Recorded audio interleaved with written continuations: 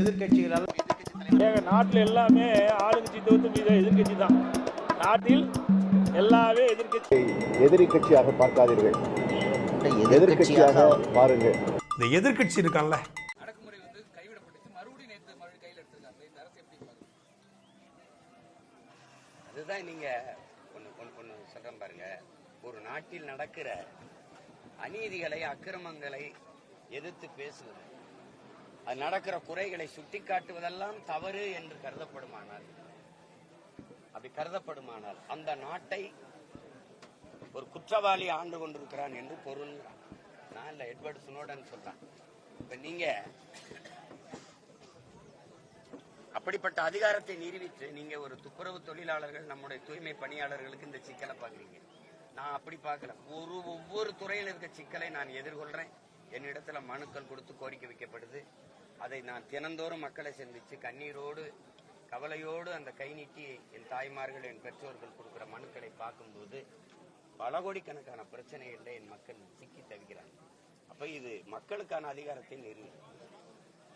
அதையும் Abraham Lincoln என்ன சொல்றாங்க, நீங்க ஒரு அநீதியான அரசு நடக்குது, அடக்குமுறையான அரசு நடக்குது, மக்களின் நலன் தராத அரசு நடக்குது, ஊழல், லஞ்சம், கொள்ளையில ஊறி திளைக்கிற ஒரு அரசு இருக்குதுன்னா அந்த அரசை நடத்துகிறவன் நல்ல குற்றவாளி. அந்த அரசை நிறுவியவன் யார்? நான் தானே, நீங்க தானே. அந்த அதிகாரத்தை நிறுவிய மக்கள் தான் குற்றவாளிங்கிறார். இப்ப யாரு பொறுப்பேற்கிறது? இதே இன்னைக்கு வீதியில் நின்று போராடுற நீங்கள் தான் அந்த இடத்துல அந்த அதிகாரத்தை கொடுத்தீங்க.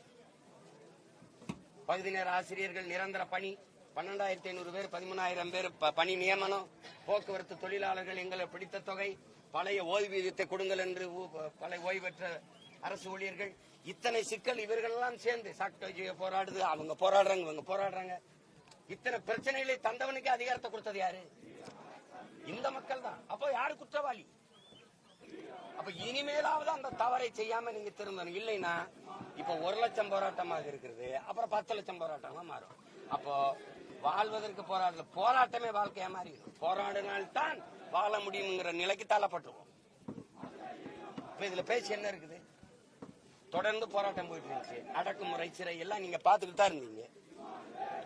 என் நாட்டு குப்பையை, என் மாநிலத்தின் குப்பையை சுத்தமா வைக்க ஆந்திராவில் இருக்க ஒரு தனி முதலாளிக்கு என்ன அக்கறை இருக்க முடியும்? சொல்லுங்க. 1 கிலோ குப்பையை அல்ல 12 ரூபாயா? யாராவது சொல்லுங்க. 12 ரூபாயா 1 கிலோ குப்பையா? அல்ல 12 ரூபாயா அப்படின்னு கட்டணம் போட்டு எடுத்துட்டு போற ஒரு கழிவறை, அரசு நடத்துற கழிவறை கழுவ 350 ரூபாயா தம்பி? 3 ரூபா 50 காசுக்கு இந்த ஆசிப்ப பினாயில வாங்கி ஊத்துனா வெள்ளையாயிரும். அப்ப கொள்ளையடிக்கிறதுக்குன்னே ஒரு மாசத்துக்கு 270 கோடி தம்பி குப்பையல்ல சென்னையில. இப்ப 10 மாசத்துக்கு 2,700 கோடி. 70 கோடியை கொடுத்தாலே என் மக்களுக்கு நல்ல ஊதியம் கொடுத்து, நல்ல உபகரணம், அந்த கருவிகளை கொடுத்து அள்ளிடலாம். மீதி 200 கோடிங்க ஏன் அந்த முதலாளிகிட்ட போகுது? இந்த காசு யாரு கொடுக்குற? அரசு நேரடியா தொழிலாளி கொடுத்துட வேண்டியது. எதுக்கு இடையில ஒருத்தன்? இந்த இவன் யாரு? இது கேள்விக்கு உங்கள்ட்ட பதில் இருக்கா? இவன் யாரு? இவனுக்கு என்ன சம்பந்தம்? அப்போ எப்படி இருக்கு பாருங்க. இடையில இருக்கிற ஒரு தரங்க வரேன், இவன் எதுக்கு வரேன்? நீ வேலைக்கு எடுத்தில துப்புரவு பணியாளர், அரசு வேலையை எடுத்தியா, தனியார் முதலாளிக்கு எடுத்தியா? அப்புறம் அவன்கிட்ட கொடுக்குற குப்பையல்ற தொழில குப்பையல்ல கூட உன்னால முடியல. குப்பைய கூட அள்ளுகிற தகுதியும் திறமையும் உனக்கு இல்ல. எதுக்கு இருக்கா நீ? பள்ளிக்கூடம் நடத்த மாட்டா, மருத்துவமனை நடத்த மாட்டா, போக்குவரத்து நடத்த மாட்டா, மின் உற்பத்தி விநியோகம். நம்ம ஊர் கமிதியில மின் பூங்கா போட்டிருக்காள் யாரு? எத்தனை ஆயிரம் கோடி? 5,000 ஏக்கர் 20 கிராமத்தை வெளியேற்றிட்டு போட்டிருக்காப்ல. மொத்தமாவே 4,500 கோடி தான் முதலீடு பண்ணிருக்காப்ல. அந்த 4,500 கோடி காசு தமிழ்நாட்டுக்கு இல்ல. சாராயம் மட்டுமே இலவ 50,000 கோடி. எல்லாத்தையும் தனியாற்ற கொடுத்துட்ட. சாராயம் காய்ச்சறதை வச்சிருக்க, சாராயம் விற்கிறத நீ வச்சிருக்க. வேற படிக்கிறத தனியாற்ற கொடுத்துட்ட, குடிக்கிறத நீ வச்சுக்கிட்ட. நோய் வாய்ப்பட்டா நீ எல்லாம் டாக்டருக்கு படி 3.5 கோடி கேட்கறான். உங்க அப்பா கொடுப்பானே, எங்க ஆத்தா கொடுப்பானே, எங்க அப்பா கொடுப்பானே, யாரு கொடுக்குற? படிச்சுட்டேன். வேலை படிக்க போகும்போது 1000 ரூபாய் யாருக்கு? தங்கச்சிக்கு, புதுமை பெண். படிக்க போகும்போது தம்பிக்கு 1000 ரூபாய், தமிழ் மகன். படிச்சுட்டு வந்தா வேலை இல்ல, வீதியில் நிக்கணும். அப்புறம் 1000 ரூபாய் கொடுப்பேன். தம்பி எனக்கு 1000 ரூபாய் தேவையில்லை, வேலை வேணும்ன்றேன். அதிகாரங்கிறது பாருங்க, கேடு கட்ட, கேவலம் கட்ட, தற்கொலை கூட்டமாக வந்திருக்கு. என்ன தெரியுது? அதுக்கு என்ன தெரியுது? முதல்ல ஒரு துறார் சட்டசபையில கழக ஆட்சியிலே, திராவிட மாடல் ஆட்சியிலே கடந்த 3 ஆண்டுகளில் 1 லட்சம் போராட்டங்களுக்கு அனுமதி கொடுத்திருக்கோம் அப்படின்னு. அதுல என்ன பெருமை இருக்கு? 1 லட்சம் பிரச்சனையை கொடுத்திருக்கீங்க, அதுக்கு 1 லட்சம் போராட்டம் நடத்திருக்காங்க மக்கள். இதுல பெருமைப்படணுமா? கேவலம். நான் பாப்பேன், தொலைக்காட்சியில் காட்டுவாங்க, பாப்பேன்.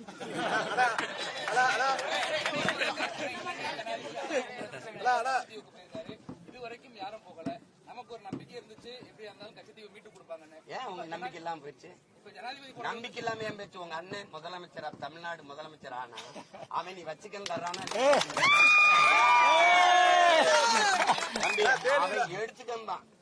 அன்னைக்கு நான் சீஃப் மினிஸ்டர் தமிழ்நாடு, இதே அன்னதாஸ் குமார் வர சொல்லு. அதுக்கு முன்னாடி நான் போய் உட்கார்ந்துருப்பேன். என்ன நீ தம்பி ஆட்டம் காட்டுறவன், அவன் மேல இருக்கிறவன் கொடுத்ததுக்கு உங்க ஒப்பந்தம் சொத்தாடான்னு கேட்க இருங்க. அவனுக்கு ஒரு உனக்கு துணி இல்லை. இது ஏன் நீளம்? இவ்வளவு நாள் ஆச்சு மத்திய அரசு ஒரு கேள்வி கூட யாரு மத்திய அரசுக்கு எனக்கு என்ன சம்பந்தம்? எழுப்புலேங்கிறது ஒரு கேள்வி. யாரு திடீர்னு 24 தேர்தல பையன் மோடி பேசினார் பத்தியா, கச்சத்தீவை மீட்க வேண்டும் அப்படின்னு அதோட விட்டாங்க. வேற என்ன தம்பி? கச்சத்தீவை மீட்க போராடுவோம், கச்சத்தீவை மீட்க போராடுவோம். கொடுத்தது காங்கிரஸ், கொடுக்கும்போது கூட வேடிக்கை பார்த்தது திமுக. ஆனா இந்த கட்சிகளின் தேர்தல் அறிக்கையில தொடர்ச்சியா கச்சத்தீவை மீட்க போராடுவோம், கச்சத்தீவை மீட்க போராடுவோம். அண்ணன் வந்த கச்சத்தீவை மீட்க தீவிரமா போராடுவோம் ஒரு சொல்ல சேர்த்துட்டாங்க. புரியுதா?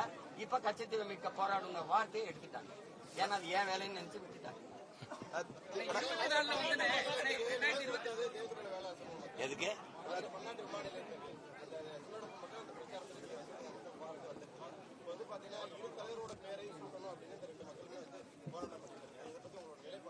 இல்ல அது தமிழ் சமூக ஓர்மை நீங்க பாக்கணும். எது பெருமைக்குரிய அடையாளம் பாக்கணும். நம்ம நீங்க எப்படி பாக்கணும்? நான் என் பாட்டன் சுந்தரலிங்கனார் தான் பெருமைக்குரிய குறியீடா பார்ப்பேன். ஒரு போர் மரவன் அவன் பாருங்க, நீங்க அவர் மாதிரி ஒரு வீரனை இங்க கணக்கெடுக்க முடியாது. மன்னர் வெளியேறாரு, வா சுந்தரலிங்கம் போகணும். அதுக்கு முன்னாடி ஒரு பாட்டன் வெள்ளையத்தவன் இறந்துறாங்க களத்துல. சுந்தரலிங்கம் தான் ஒரு தளபதி. நீ வா சுந்தரலிங்கம் போகணும். மார்விடம் விட்டு மன்னர் போகும்போது நீங்க வேணா போங்க, நான் வரல, என்னைய தாண்டி தான் வெள்ளக்காரன் இந்த கோட்டையை தொட முடியும்னு ஒற்றை மகன கோட்டை வாசல் 8 நாள் சண்டை போட்டு மாண்டவன். புரியுதுன்னு நினைக்கிறேன் உங்களுக்கு. அந்த வீரத்தை தான் நீங்க போற்றணும். இங்க நீங்க தாத்தா இமானுவேல் பேரை வைக்கணுங்கிறதும், இன்னொருத்தர் தாத்தா தெய்வத்திரு முத்துராமலிங்க பேரை வைக்கணும் சொல்றேன். அதான் நான் உங்க அண்ணன் ஒண்ணு சொல்றேங்க. இந்த தமிழ் இனத்தின் மகனா சொல்றேங்க. நீங்க இங்க பாருங்க, நமக்கு வரலாறு இல்ல, சிலப்பதிகாரம் இலக்கிய சான்று தான் நம்ம பாட்டை ஆண்டான்னு.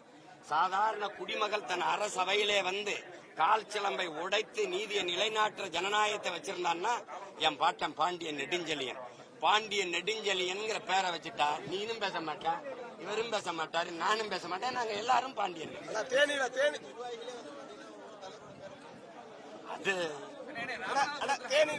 அது அண்ணன் வரும்போது இங்க ஒரு தம்பி என்ன சொல்றான்னு சரின்றாங்க. கொஞ்சம் ஹைட்ரோ கார்பனுக்கு எதிராக ராமநாதபுரம் மாவட்டத்தில் ஒரே ஒரு தேர்தல் பயணம் ஒண்ணு போறேன். அதுல அது சரி. ஒரே ஒரு கேள்வினா, தேனியில நடந்த அந்த பொதுக்கூட்டத்திற்கு அப்புறம் இந்த பட்டியல் வெளியேற்ற நிலைப்பாடு உங்கள்கிட்ட எப்படி இருக்கு? அடுத்த கட்ட நடவடிக்கை? பட்டியல் வெளியேற்ற நிலைப்பாடுலாம் இல்ல, பட்டியல் வெளியேற்றோம். அதில் நிலைப்பாடு தேர்தலுக்கு தேர்தல் மாறுறது அதெல்லாம் கிடையாது. இங்க பாருங்க தம்பி, நான் வாக்கு அரசியலுக்கு வந்தவன்ல, என் மக்களின் வாழ்க்கைக்கு அரசியல் செய்ய வந்தவன். புரியுதா?